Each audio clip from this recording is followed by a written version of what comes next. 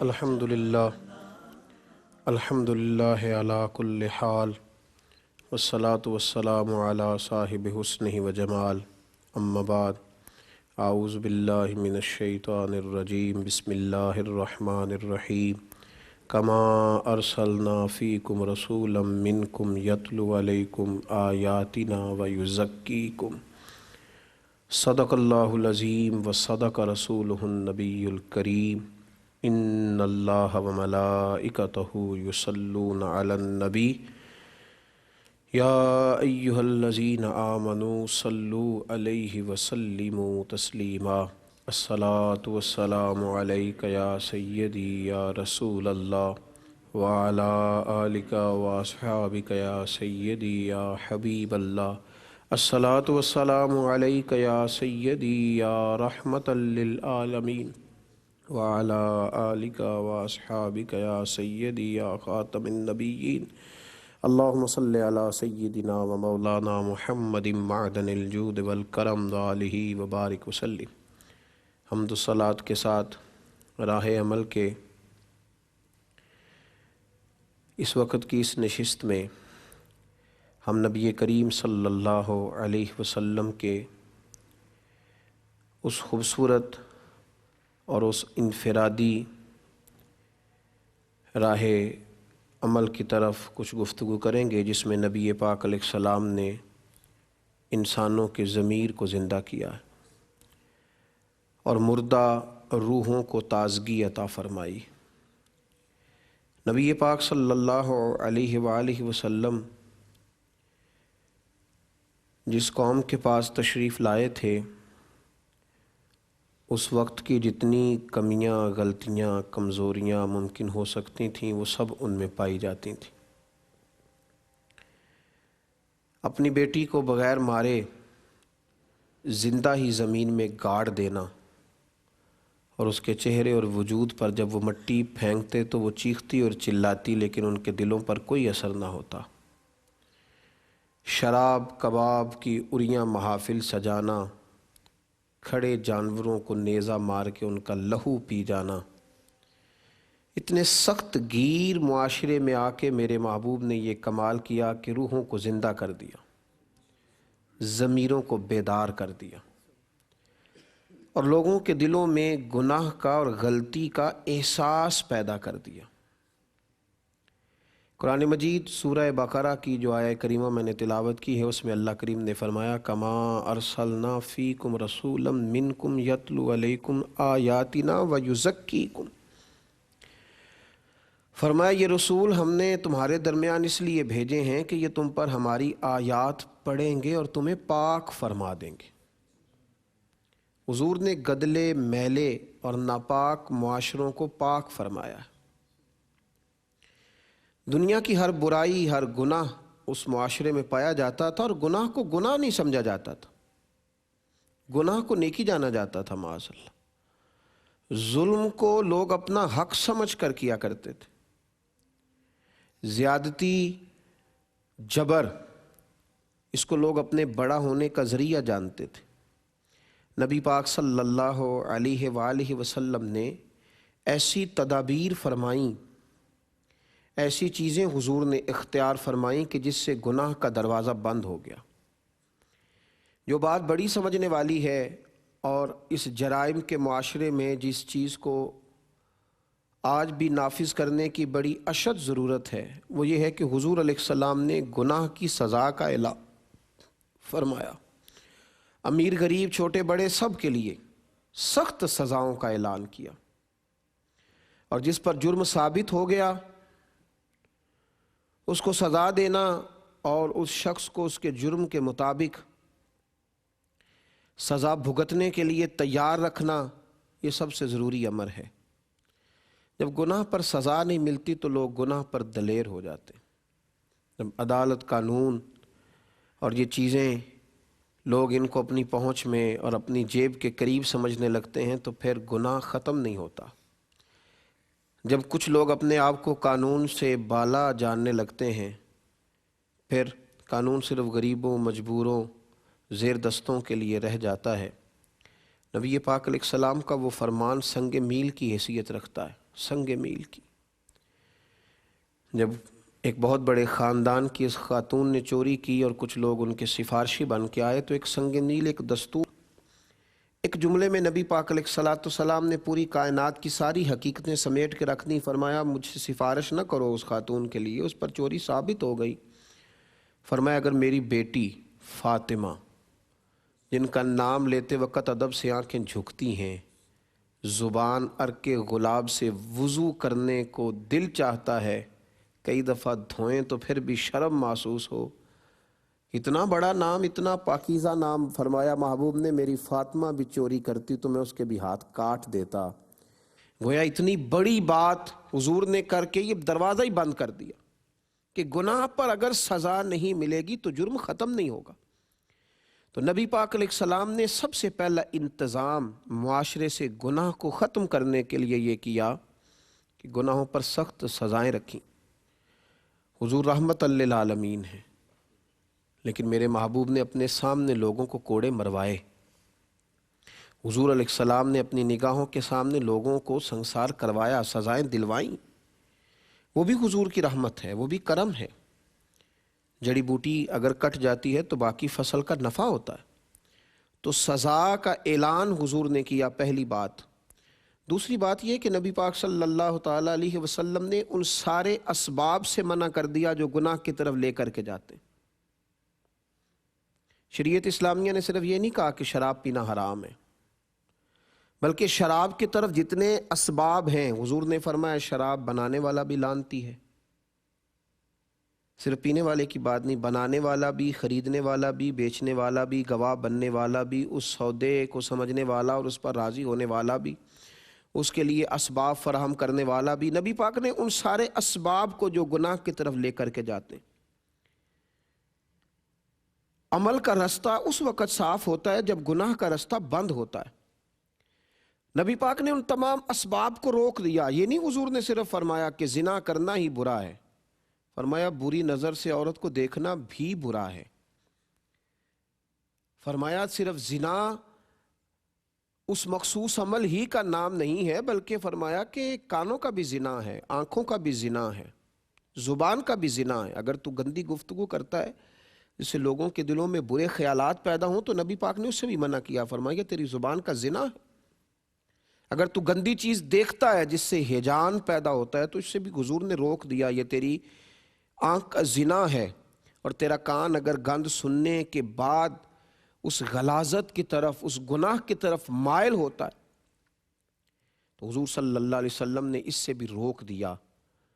تو گناہ کی طرف جو اسباب لے کر کے جاتے ہیں، نبی کریم علیہ السلام نے تو مرد عورت کو اکٹھا رہنے سے ہی سرے سے منع کر دیا۔ فرمایا جہاں مرد اور عورت تنہا ہوتے ہیں وہاں تیسرا شیطان ہوتا ہے۔ پہلی بات یہ کہ گناہ ختم کرنے کے لیے حضور نے سخت سزا کا اعلان فرمایا، قانون کے مطابق اسے کڑی سزا دی جائے گی، رعایت نہیں دی جائے گی۔ اور پھر دوسری بات یہ کہ میرے محبوب کریم علیہ السلام نے گناہ کی طرف لے جانے والے جتنے رستے تھے ان سب رستوں پر ہی پابندی لگا دی، ان سب رستوں پر ہی۔ وہ لوگ جو بڑے مقدس بنتے ہیں، آئے ہیں نا مارکیٹ میں ایسے لوگ جو کہتے ہیں کہ یہ تو شاگرد ہے، یہ تو مریدنی ہے، یہ تو فلاں ہے، یہاں تو گنجائش ہے، یہ تو بیٹی جیسی ہے، یہ تو بیٹی کی طرح ہے، یہ تو میری بہنوں کی طرح۔ ان رستوں پہ بھی حضور نے پابندی لگا دی۔ وہ خاتون، وہ مقدس اور باصفت اور باپردہ اور باوقار خواتین جو مومنوں کی مائیں ہیں، جن کو امہات المومنین کہا جاتا ہے، ان ماں کے پاس بھی اگر ایک نابینا صحابی آئے تو نبی پاک علیہ السلام نے فرمایا پردہ کر لو۔ کہا یا رسول اللہ یہ تو نابینا ہے، تو فرمایا تمہیں تو نظر آ رہا ہے نا۔ تو حضور نے بین کر دیا، پابند کر دیا۔ وہ رستے جو بن سکتے تھے، کوئی جس رستے سے گناہ کی طرف نکل سکتا تھا، میرے کریم محبوب کے تزکیے کا طریقہ یہ ہے کہ حضور نے ان ساری راہوں کو بند کر دیا۔ ان رستوں پر اللہ کے محبوب نے سخت پہرے بٹھا دیے کہ وہ اسباب ہی سارے ختم کر دیے جائیں جو انسان کو عمل کے رستے سے روک کر گناہ کے رستے کی طرف مبذول کرائیں۔ اور پھر تیسرا، اللہ کے حبیب نے ضمیر زندہ کیے، بیدار مغزی عطا فرمائی، ہمیں بتلایا کہ گناہ کو گناہ جانو۔ اس معاشرے میں اس وقت ایک بہت بڑی مصیبت یہ ہے اور ذہنوں کی بہت بڑی کمزوری یہ ہے کہ لوگ گناہ کو گناہ نہیں سمجھتے۔ لوگوں نے چغلی کرنے کا نام گپ شپ رکھ لیا، جھوٹ بولنے کا نام بہانہ رکھ لیا۔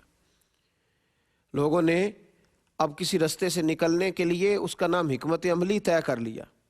اب ہم نے گناہوں کے نام بدل لیے، یہ احساس ہی نہیں رہا کہ میں گناہ کر رہا ہوں۔ گالی دینے والا جانتا ہی نہیں کہ کتنا بڑا گناہ ہے، غیبت کرنے والا یہ جانتا ہی نہیں کہ کس قدر سخت گناہ ہے۔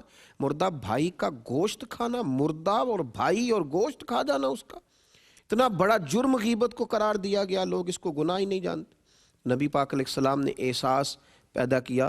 ہمارے بزرگ مثال دیا کرتے ہیں، وہ فرماتے ہیں کہ یہ احساس ہوتا ہے، آپ بڑا اچھا گوشت کھا رہے تھے، اچھا بھنا ہوا تھا، اور آپ نے جب پہلا لقمہ لگایا تو آپ کو اس کو لذت بھی آئی کہ گوشت بڑا اچھا خوبصورت ہے، اچھا تیار کیا گیا، لیکن کسی نے کان میں بتا دیا کہ صدقے کا ہے، زکوٰۃ کا ہے۔ اب پہلے لقمے میں لذت آئی تھی، لیکن وہ جب سنا نا کہ یہ تو زکوٰۃ کا ہے تو میرا ہے نہیں، یہ تو صدقات کا ہے، واجبات صدقہ تھا، یہ تیرا حق ہی نہیں ہے، تو آپ جب اس کو دوبارہ منہ میں رکھتے ہیں تو اس کی لذت بدل جاتی ہے۔ اب آپ کو وہ کیف نصیب نہیں ہو رہا جو پہلے اس کی لذت کا تھا۔ تو یہ کیا ہے؟ یہ آپ کے دل میں احساس پیدا ہو گیا کہ یہ ایک ضمیر نے یہ بات اندر سے آواز دی، یہ تیرے والا نہیں تھا۔ تو یہ کام کیا نبی پاک علیہ السلام نے، لوگوں کو بتلایا کہ گناہ گناہ ہوتا ہے، غلطی غلطی ہوتی ہے۔ اسی لیے لوگ خود بخود آ جاتے تھے۔ قبیلہ غامدیہ کی عورت خود بخود آئی تھی، کوئی اسے لینے نہیں گیا، وہ آ کے کھڑی ہوئی اور اس نے لفظ یہ ادا کیے، کہنے لگی آپ کبھی غور کریں نا کہ ایک عورت جس سے غلطی ہو گئی اور اس کے پیٹ میں ناجائز بچہ ہے، اس کو کسی نے درے مار کے منوایا نہیں ہے، بلکہ وہ خود آ گئی ہے اور آ کے کھڑی ہوئی اور کہتی پتہ کیا ہے؟ کہتی یا رسول اللہ میں ہلاک ہو گئی ہوں۔ حضور نے پوچھا تجھے کس نے ہلاک کیا؟ تو کہتی کیا؟ حضور میرے گناہ نے مجھے ہلاک کر دیا، یعنی میرا مال نہیں ڈوبا، میرا گھر پہ کسی نے قبضہ نہیں کر لیا، میں کوئی کسی شخص نے میری جائیداد نہیں ہڑپ لی۔ یہاں تو ہلاکت صرف یہی ہے نا کہ دولت چلی گئی۔ کہا حضور میں ہلاک ہو گئی، کس نے ہلاک کیا؟ میرے گناہ نے۔ کیا ہوا؟ حضور میرے پیٹ میں ناجائز بچہ ہے، مجھے میرے گناہ کو پاک کر دیا جائے۔ یہ وہ ضمیر ہیں جو حضور نے بیدار کیے۔ تو محبوب نے فرمایا واپس جا، جب بچہ پیدا ہو جائے تو تب آنا۔ شارحین نے لکھا ہے 8 ماہ کے بعد آئی، پھول سا بیٹا لائی۔ حضور بچہ پیدا ہو گیا، میرے گناہ نے مجھے ہلاک کر دیا، یا رسول اللہ مجھے پاک کر دیں۔ تو میرے محبوب پاک علیہ السلام نے فرمایا واپس جا، جب یہ روٹی کھانے لگے تو تب آنا۔ شارحین کہتے ہیں گویا حضور فرما رہے تھے کہ غلطی تیری ہے، تیرے بچے کی تو نہیں ہے نا۔ 2 سال کے بعد آئی، بچے کے ہاتھ میں روٹی کا لقمہ، اور حضرت انس بن مالک رضی اللہ تعالیٰ عنہ کہتے ہیں تڑپ کے روئی، عرض کرنے لگی حضور میں ساری رات سو نہیں پاتی، یہ میرا گناہ مجھے بیدار رکھتا ہے، یا رسول اللہ مجھے پاک کر دیں، اگر اسی حالت میں چلی گئی تو میں اپنے رب کو کیا منہ دکھاؤں گی، یا رسول اللہ میرے اوپر رحمت کی نظر ہو، میں ہلاک ہو گئی۔ یہ ضمیروں کی بیداری ہے۔ وہ جو 8 ماہ اسے بھیجا تھا تو 2 سپاہی ساتھ نہیں رکھے تھے کہ کہیں دوڑ نہ جائے، بھاگ نہ جائے۔ جو 2 سال بچہ پالتی رہی تو جیل میں نہیں رکھا تھا اسے، اس کا ضمیر زندہ کر دیا نبی پاک نے، بیدار کر دیا حضور علیہ السلام۔ یہ میرے محبوب کا فرمان کہ ما حاک فی صدرک، گناہ وہ ہے جو تیرے سینے میں کٹ کے۔ میرے عزیزو، نبی کریم علیہ السلام کے پاس آئی، حضور نے فرمایا اسے لے جاؤ، سنسار کر دو۔ صحابہ کہتے ہیں اسے پتھر لگے، پھر اس کی روح پرواز کر گئی، یہاں تک تو اس کی توبہ تھی۔ پھر رحمت للعالمین نبی نے فرمایا صحابیات سے کہ اسے اٹھاؤ، غسل بھی دو اور کفن بھی پہناؤ۔ غسل دیا، جب کفن پہنایا تو میرے محبوب پاک علیہ السلام نے، حضرت انس کہتے ہیں حیران تو اس وقت ہوئے جب مصطفیٰ کریم نے فرمایا صفیں بناؤ، میں خود جنازہ پڑھاؤں گا، میں جنازہ پڑھاؤں گا، میں رحمت للعالمین نبی خود نماز جنازہ کی امامت کروں گا۔ جن کے جنازے کی امامت پر اللہ رحمتوں کی برکھا برسا دیتا ہے، تو محبوب پاک علیہ السلام نے جنازہ پڑھایا۔ ایک صحابی نے کہا حضور اس کا جس نے ناجائز بچہ جنا آپ نے جنازہ پڑھایا، اس کا جنازہ؟ تو نبی پاک صلی اللہ تعالیٰ علیہ وآلہ وسلم نے ارشاد فرمایا تم نے گناہ دیکھا ہے، توبہ نہیں دیکھی؟ تم نے اس کا احساس نہیں دیکھا؟ وہ کس درد سے آئی، کس ذوق سے توبہ کی، اور میرے محبوب نے انعام دیا، چونکہ اس کا ضمیر زندہ تھا نا، اس کو انعام دیا۔ فرمایا اس نے تو ایسی اعلیٰ توبہ کی ہے کہ اگر میں اپنی ساری امت میں بانٹ دوں تو اللہ سب کی بخشش فرما دے گا۔ ضمیروں کی زندگی، بیداری، روحوں کا زندہ ہونا، یہ نبی کریم صلی اللہ تعالیٰ علیہ وآلہ وسلم نے سکھایا، ہمیں بتلایا کہ تمہارے ضمیر جب زندہ رہیں گے۔ دیکھیں نا پھر حالات کس طرح کے ہوئے، پھر ماحول کس طرح کا بنا کہ حضرت سیدنا عمر فاروق رضی اللہ تعالیٰ عنہ نے حضرت سعید بن عامر رضی اللہ تعالیٰ عنہ کے ایک صوبے کا گورنر بنایا۔ جناب عمر کا طریقہ مبارکہ تھا، کچھ عرصے کے بعد معلوم کرتے تھے گورنروں کے حالات کیا ہیں۔ آپ ان کے صوبے میں تشریف لے گئے، جامع مسجد میں لوگوں کو جمع کیا، حضرت سعید ابن عامر بھی آ گئے۔ گورنر کی بات کر رہا ہوں، کسی معمولی کونسلر کی نہیں، کسی عام آدمی کی نہیں، کسی میری طرح کے چھوٹے شخص کی بات نہیں، ایک گورنر۔ سب لوگ جامع مسجد میں جمع ہیں۔ گورنر صاحب کو کھڑا کیا اور پوچھا کہ تمہارا گورنر کس طرح کا ہے؟ تو لوگوں نے کہا 4 شکایات ہیں گورنر سے۔ کون کون سی؟ کہا پہلی بات یہ ہے کہ جب یہ نئے نئے گورنر بن کے آئے تھے تو فجر کی نماز کے بعد یہ لوگوں کے مسائل سننے بیٹھ جاتے تھے، اب نماز فجر کی تکمیل پر گھر چلے جاتے ہیں، اشراق چاشت کے وقت میں یعنی 8-10 بجے آتے ہیں۔ دوسری شکایت یہ ہے کہ یہ دن کو ملتے ہیں، رات کو ملتے نہیں۔ تیسری بات یہ ہے کہ ہفتے میں 1 دفعہ ملتے نہیں۔ چوتھی بات یہ کہ کبھی کبھی رونے لگتے ہیں، اتنا روتے ہیں کہ بے ہوش ہو جاتے ہیں۔ کس دیوانے کو گورنر بنا دیا ہے؟ کسی ہوش مند کو بنائیے، یہ اصل جمہوریت۔ حضرت عمر نے سب لوگوں کے بیچ گورنر صاحب سے پوچھ لیا، بتائیے آپ کی شکایات آئی ہیں؟ آپ پہلے فجر کے بعد بیٹھتے تھے، اب اشراق چاشت کو کیوں آتے؟ تو گورنر صاحب یہ ہیں جن کو حضور نے زندہ کر دیا، جن کی روحیں تازہ ہو گئیں، کوئی ملمہ سازی نہیں رہی، ہر چیز حقیقت کا روپ دھار گئی، جو ان کی زبانوں پہ تھا وہ ان کی کیفیات بن گئی، وہ ان پہ طاری ہو گیا۔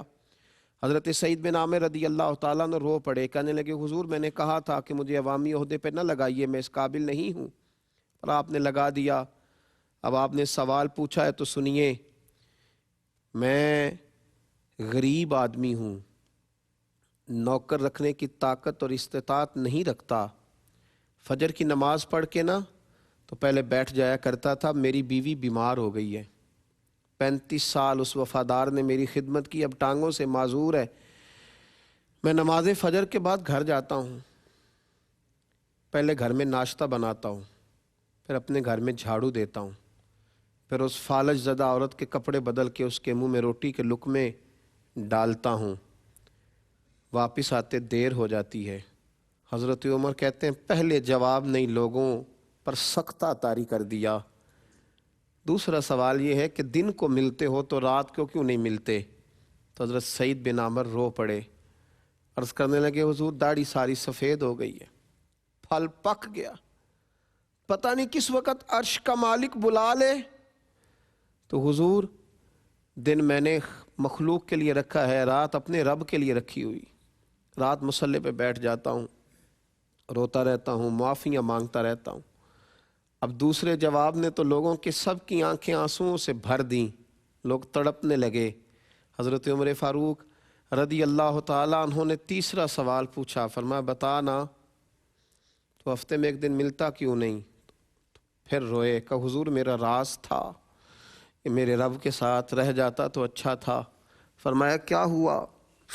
عرض کی حضور میں نے عرض کیا نا غریب ہوں، میرے پاس جوڑا ایک ہی ہے، ہفتے میں نا 1 دن اپنے کپڑے دھو کے خشک ہونے کو ڈال لیتا ہوں، پھر بیوی کے کپڑے پہن کے بیٹھا رہتا ہوں، سردی کا موسم ہے تو جوڑا سوٹ خشک ہونے میں شام ہو جاتی ہے، 1 دن نہیں آ پاتا۔ اب تو حضرت عمر بھی رو پڑے، فرمایا چل آخری بات کر، آخری بات بتا، کبھی کبھی تو بیٹھے بیٹھے رونے لگتا ہے اور پھر بے ہوش ہی ہو جاتا ہے۔ یہ لفظ کہے تو حضرت سعید بن عامر پھر رو پڑے اور عرض کرنے لگے حضور 40 سال عمر تھی جب کلمہ پڑا تھا، اور جب 40 سال کے گناہ یاد آتے ہیں تو پھر مجھ سے صبر نہیں ہوتا، پھر میں رو پڑتا ہوں۔ آپ دعا کریں نا رب کریم مجھ سے حساب نہ لے، میں تو 40 گھنٹوں کا حساب نہیں دے سکتا، 40 سالوں کا کیسے دوں گا؟ بس اس جواب نے تو جامع مسجد کی دیواروں کو بھی گویا رلا دیا۔ ہر شخص آہوزاری کرنے لگا، ہر شخص رونے لگا۔ جناب سیدنا عمر فاروق رضی اللہ تعالیٰ عنہ سے حضرت سعید بن عامر کہنے لگے حضور پردہ تو کھل ہی گیا، بات تو آپ نے سن ہی لی، اب میری سزا کا بھی اعلان کر دیں، اب بتا دیں۔ تو جناب عمر فاروق رضی اللہ تعالیٰ عنہ نے ہاتھ اٹھائے اور فرمانے لگے، دعا مانگنے لگے، اے اللہ میرے نبی پاک علیہ السلام کی امت کو اس طرح کے کچھ اور گورنر بھی عطا فرما، کچھ اور گورنر بھی اس طرح کے دے۔ میرے عزیزو، جب ضمیر زندہ ہوتے ہیں، جب طبیعتیں تازہ ہوتی ہیں، جب روحیں بیدار ہوتی ہیں، پھر اس قسم کے جواں فکر، جواں حوصلہ لوگ پیدا ہوتے ہیں۔ اور جب ہماری سوچیں گناہ کو گناہ ہی نہ سمجھیں، جب لوگ رشوت لے کر کے یہ کہیں کہ میں کوئی غریبوں سے نہیں لیتا، میں صرف امیروں سے لیتا ہوں، تیری ڈیوٹی لگی اب حساب لینے کی، اب تو حساب لیا کرے گا۔ جب لوگ کسی کو گالی دے کے کہیں کہ اس کا بنتا تھا، اس کا ہوتا ہی یہ تھا، پھر اس کا معنی ہے ضمیر مردہ ہو گئے۔ جب لوگ مرنے والوں کے جنازوں پر بھی سودے کرنے لگیں، اور جب لوگ میتوں پر بھی سیاست چمکانے لگیں، اور جب قوم اتنی دور نکل جائے کہ لوگ کسی کی مجبوری کو خرید کر اس سے فائدہ اٹھانے لگیں، اور جب کسی گرے ہوئے پر پیر رکھ کے گزرنا لوگ اپنا اعزاز جاننے لگیں، تو پھر ضمیر مردہ ہوتے ہیں۔ میرے نبی پاک علیہ الصلاۃ والسلام نے ضمیروں کو زندہ کیا، تازگی دی، خوبصورتی بانٹ دی، لوگوں کی روحیں تک صاف ہو گئی، ہر چیز بدل گئی۔ حضرت عبداللہ ابن عمر رضی اللہ تعالیٰ عنہ فرماتے ہیں کہ میں نے وہ زمانہ بھی دیکھا تھا، میں نے وہ دور بھی دیکھا تھا جب لوگ ڈاکہ زنی کرتے تھے، چوری کرتے تھے، مال کھا جاتے تھے، اور پھر میں نے وہ دور بھی دیکھا جب لوگوں نے غربتیں تو برداشت کیں لیکن بے ایمانی کو اپنے قریب نہیں آنے دیا، دھوکے فریب کو۔ فرماتے ہیں حضور نے یہ انقلاب برپا کر دی۔ نبی پاک علیہ السلام نے تقوی کی وہ چادر تنی کہ ہر شخص کا چہرہ اس میں چمکنے لگا۔ آپ فرماتے ہیں میں ایک دفعہ سفر پہ جا رہا تھا، رمضان کے علاوہ کچھ ایام تھے، تو میں نکلا، میرے پاس کچھ سرکہ تھا، کچھ کھجوریں تھیں، کچھ خشک چیزیں تھیں، تو میں رستے میں تھا، تو میں نے ایک جگہ پہ بیٹھ کے کھانا کھانے کا ارادہ کیا۔ جناب عبداللہ ابن عمر رضی اللہ تعالیٰ عنہ فرماتے ہیں کہ بڑا خوبصورت اور بڑا نورانی اور بڑے معصوم عکس والا نوجوان بکریاں چراتا ہوا مجھے نظر آیا۔ آپ فرماتے ہیں کہ اس کے چہرے پر عبادت کا نور اور اس کی آنکھوں میں سچائی کا حسن مجھے نظر آیا۔ اس کی داڑھی تو گرد سے بھری تھی پر روشنی بڑی شاندار تھی۔ آپ فرماتے ہیں کہ میں نے کھانا کھاتا جب آدمی تو قریب بیٹھنے والے کو دعوت دیتا ہے، میں نے کہا کہ میاں کھانا کھا لو، رمضان بھی نہیں تھا اور وہ بکریاں چرا رہا تھا، میں نے کہا کھانا کھا لو، تو کہنے لگا حضور میں نہیں کھا سکتا، میں نے روزہ رکھا ہوا ہے۔ فرماتے میرے دل میں خیال آیا کہ صرف عبادت گزاری ہے یا تقوی کا بھی کوئی معیار اس نے اپنایا۔ میں اس کے قریب گیا تو میں نے جا کے اس کو کہا کہ تیری بکریاں بڑی پیاری ہیں، ایک میرے ہاتھ بیچ نہیں دیتا؟ تو وہ کہنے لگا حضور میری نہیں ہے، میں تو اجرت پر بکریاں چراتا ہوں، مالک کوئی اور ہے۔ فرماتے میں نے اس سے کہا کہ مالک سے کہہ دینا کہ ایک بکری بھیڑیا لے گیا تھا، بڑی سادی سی میں گفتگو کر رہا ہوں، اس سے کہہ دینا کہ ایک بکری بھیڑیا لے گیا تھا، کیا ہوتا ہے؟ یہاں لوگ آنکھیں چرا کے کہیں کچھ نہیں کر رہے، کہہ دینا۔ آپ فرماتے ہیں کہ کوئی جوش خطابت نہیں، کوئی بات نہیں، کوئی واعظ نہیں، کوئی نصیحت نہیں، کوئی کسی صوفی کا فرمان نہیں، بکریاں چرانے والا چرواہا، لیکن اس کے جملے نے میرے پورے وجود کو نور کے اندر کھڑا کر دیا لا کے۔ فرماتے ہیں وہ مجھے کہنے لگا حضور بکریوں کے مالک کو تو کہہ دوں گا بھیڑیا لے گیا ہے، اور جب دنیا کا، کونین کا اور عرش کا مالک پوچھے گا تو اسے کیا جواب دوں، اسے کیا بتاؤں؟ اللہ کے حضور بھی تو جانا ہے نا۔ یہ ہے ضمیروں کی زندگی، یہ ہے روحوں کی زندگی، یہ ہے جب دل زندہ ہوں۔ پھر اعلیٰ حضرت فاضل بریلوی رحمۃ اللہ علیہ فرماتے ہیں خوف خدا اور فکر آخرت یہ دو تیرے منہ میں لگامیں ہیں، یہ لگام ڈال کے کسی کے کھیت میں بھی تجھے کھلا چھوڑ دیا جائے گا تو کبھی بھی بددیانتی نہیں کرے گا، لیکن اگر تیرا ضمیر مردہ ہو جائے پھر بہت واعظ و نصیحت، بہت سارے دلائل بھی تیرا کچھ نہیں کر سکتے۔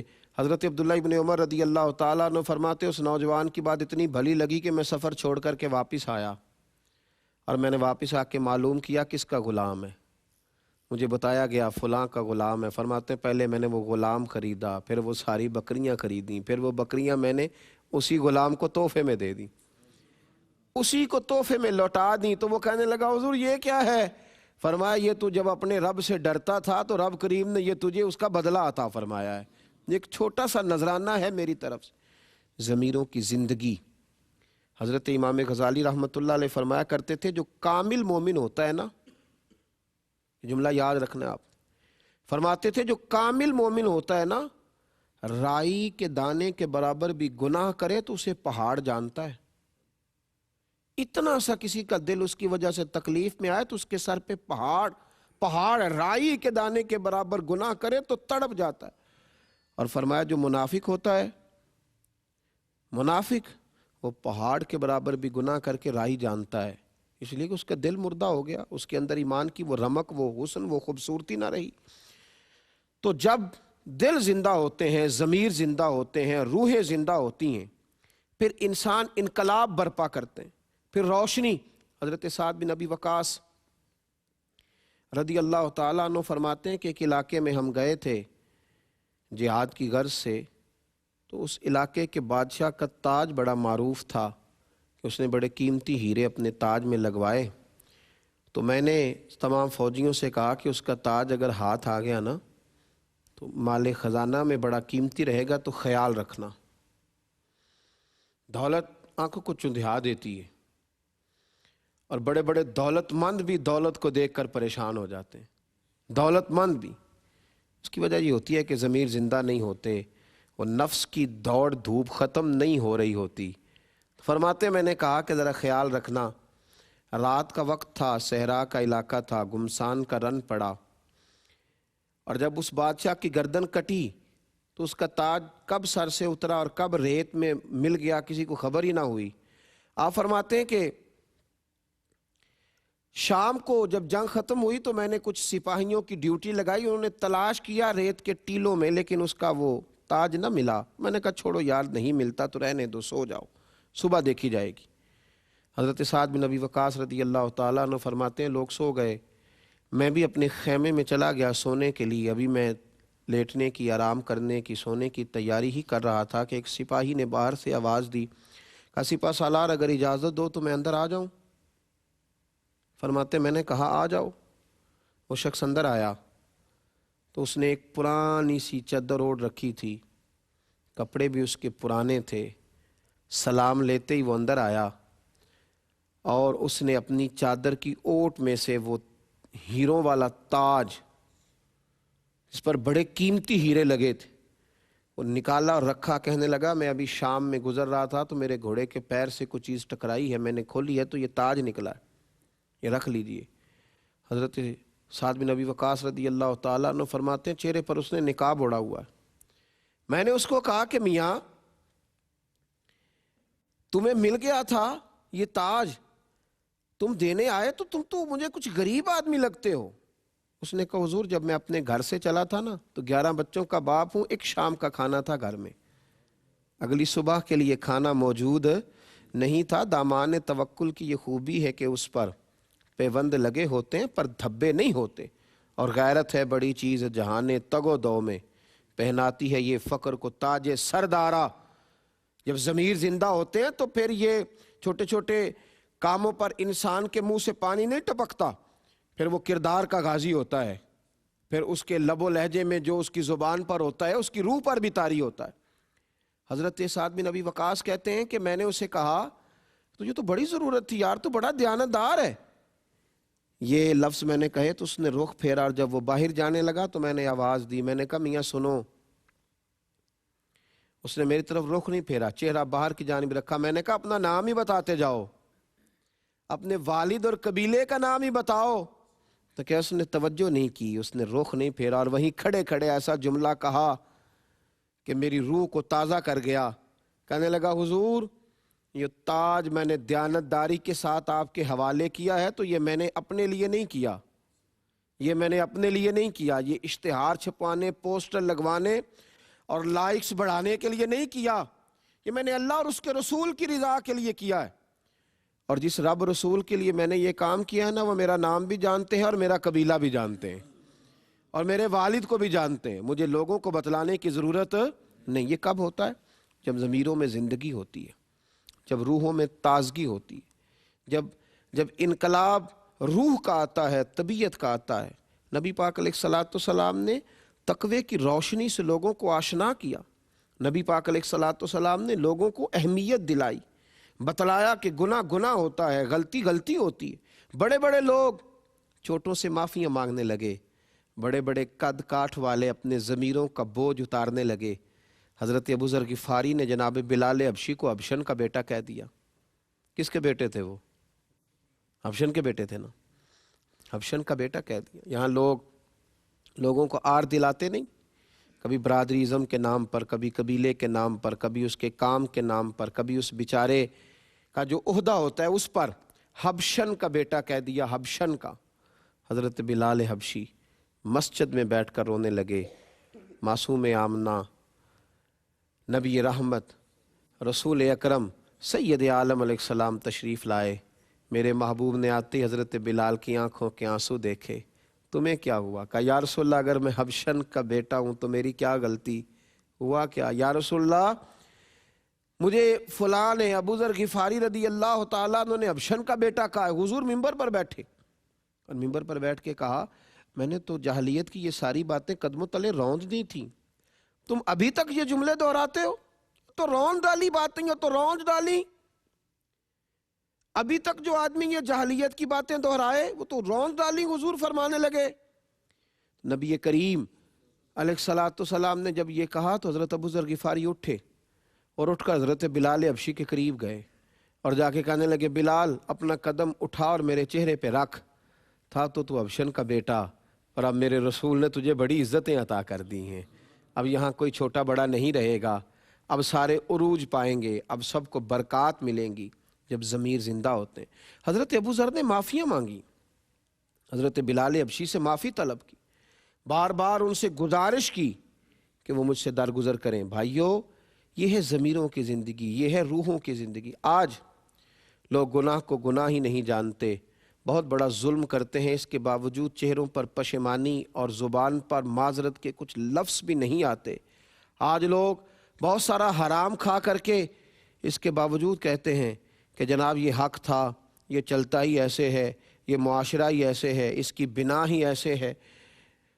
مجھے ایک شخص نے ایک جگہ پہ کہا، میں ملک سے باہر تھا، غیر مسلموں کا علاقہ تھا، کہنے لگے یہاں نیکی کرنا بڑا مشکل کام ہے جی، یہ معاشرہ بڑا عجیب ہے، یہاں نیکی کرنا بڑا مشکل ہے، چاروں جانب کفر ہے، نفاق ہے۔ تو میں نے کہا ایک بات بتلاؤ، حضرت ابو بکر صدیق جن لوگوں کے درمیان رہ کے نیکی کرتے تھے وہ بھی تو سارے کافر تھے، وہ بھی تو سارے کافر تھے، وہ بھی تو سارے کافر تھے، چاروں جانب کفار تھے، پر وہ کھڑے ہو گئے دیانتداری کا جھنڈا لے کے۔ حضرت عمر نے جب نیکی کی تو تب بھی سب لوگ ایسے ہی تھے، لیکن وہ کھڑے ہو گئے دیانتداری کا جھنڈا لے کے۔ مکے میں، مدینے میں، طائف میں سب لوگ غیر تھے، لیکن مسلمانوں نے نیکی کا علم بلند کیا تو دائیں بائیں دیکھ کر بلند نہیں کیا، اللہ رسول کی ذات دیکھ کے بلند کیا۔ ضمیروں کو زندہ کریں، دائیں بائیں دیکھ کے جو نیکی کرے گا وہ کر ہی نہیں سکے گا۔ نیکی دائیں بائیں دیکھ کے نہیں ہوتی، نیکی تو خدا کا کرم دیکھ کے ہوتی ہے اور مصطفیٰ کریم کی رحمت دیکھ کے ہوتی ہے۔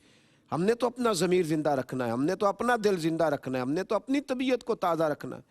یہ کیا بات ہوئی کہ سارا زمانہ ایسے کر رہا ہے تو مجھے بھی ایسے کرنا ہے؟ میں اپنے حصے کا چراغ جلاؤں گا، آپ اپنے حصے کا چراغ جلائیں گے، ہم اپنے اپنے حصوں کی روشنی بانٹیں گے، ہم خیر تقسیم کریں گے، ہم راہ عمل کے رستوں کو آسان کریں گے، ہم آگے کی طرف سفر کریں گے۔ ہمیں اس سے کیا لگے کہ کوئی نیکی کر رہا ہے یا نہیں کر رہا۔ حضرت جریر ابن عبداللہ کہتے ہیں جب حضور نے ہمیں کہہ دیا تھا کہ دین خیر خائی کا نام ہے تو ہم نے تو یہودیوں سے بھی خیر خائی کی، ہم نے تو غیروں سے بھی ہم خیر خائی کرتے گئے اور وہ سارے رسول اللہ کے غلام بنتے گئے، وہ سارے نبی پاک کے غلام بنتے گئے۔ ہمیں اپنے ضمیر کو زندہ رکھنا ہے۔ جو لوگ ضمیر کے قیدی ہوتے ہیں وہ کبھی نجات نہیں پاتے، جن کی روحیں میلی ہوتی ہیں ان کے چہرے جتنے مرضی چمک جائیں لیکن کبھی بھی ان کے قریب روشنی نہیں آ پاتی۔ ضمیروں کو، دلوں کو، روحوں کو، نیتوں اور ارادوں کو وضو کرائیں، ان چیزوں کو زندہ کریں۔ یہ جب زندہ ہوں گی تو معاشرے میں خوشبو پھیلے گی، روشنی پھیلے گی۔ دعا ہے رب کریم کی بارگاہ میں اللہ ताला महबूब के तज़किया नफ्स का फैज़ हमें अता फ़रमाए, हमेशा मिदहत खैरुल अनाम में गुज़रे। दुआ है ये उम्र दरूद व सलाम में गुज़रे। आखिर दावा अनिल हम्दुलिल्लाहि रब्बिल आलमीन।